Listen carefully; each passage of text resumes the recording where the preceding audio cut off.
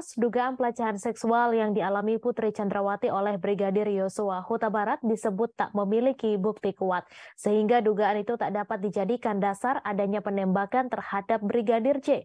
Hal itu disampaikan ahli kriminologi Muhammad Mustafa yang dihadirkan Jaksa Penuntut Umum sebagai saksi dalam persidangan pada Senin 19 Desember. Mustafa menyatakan dalam dugaan pelecehan seksual terhadap Putri Chandrawati tidak memiliki cukup bukti minimal 2 alat bukti. Menurutnya hanya ada keterangan dan pengakuan dari Putri Chandrawati dan itu belum cukup. Adapun 2 bukti yang dimaksud yakni keterangan saksi dan adanya hasil visum terhadap Putri Chandrawati, sementara keduanya tidak terpenuhi dalam dugaan ini. Sehingga jika tidak ada bukti, maka dugaan pelecehan seksual tersebut tidak bisa dijadikan motif. Atas tidak adanya bukti tersebut, Mustafa menyatakan bahwa dugaan pelecehan seksual yang terjadi di Magelang tidak jelas. Mustafa menjelaskan adanya kemarahan yang dialami oleh pelaku terkait peristiwa di Magelang, namun tak jelas lantaran tak ada bukti yang mengarah ke sana. Diketahui Brigadir Yosua Huta Barat menjadi korban pembunuhan berencana yang diotaki Ferdi Sambo pada 8 Juli lalu. Brigadir J tewas setelah dieksekusi di rumah dinas Sambo di Duren 3, Jakarta Selatan.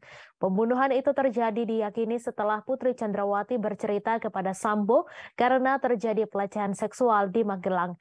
Ferdi Sambo saat itu merasa marah dan menyusun strategi untuk menghabisi nyawa dari Brigadir J. Dalam perkara ini, Ferdi Sambo, Putri Chandrawati, Bribka Riki Rizal, Kuat Ma'ruf, dan Barada Richard Eliezer didakwa melakukan pembunuhan berencana. Kelima terdakwa didakwa melanggar pasal 340 subsider pasal 338 KUHP, junto pasal 55 ayat 1 ke 1 KUHP dengan ancaman maksimal hukuman mati. Tak hanya dalam kasus pembunuhan berencana Brigadir J, khusus untuk Ferdi Sambo juga turut dijerat dalam kasus perintangan penyidikan atau obstruction of justice bersama Hendra Kurniawan, Agus Nurpatria, Cuk Putranto, Irfan Widianto, Arif Rahman Arifin, dan Baikuni Wibowo. Para terdakwa disebut merusak atau menghilangkan barang bukti, termasuk rekaman CCTV Komplek Polri Duren 3.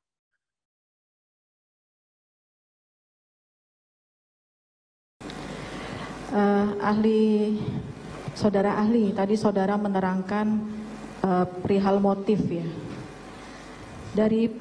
Dari berbagai macam motif, tadi kan motif mengenai harkat dan martabat, motif persaingan percintaan, bisnis, terus apa lagi satu lagi tadi? Bisa karena dendam. Karena dendam. Nah, ahli kan sudah menerima mengenai garis besar kejadian yang terjadi tanggal 8 Juli tersebut ya. Menurut ahli, untuk motif dari berbagai motif ini, bisa nggak motif dari jangka waktu yang sudah diterangkan oleh dalam garis besar itu, kejadiannya sekitar berapa menit itu, bisa nggak motif pelecehan seksual itu menjadi motif dalam perkara ini yang utama? Ya, bisa sepanjang dicukupi dengan bukti-bukti.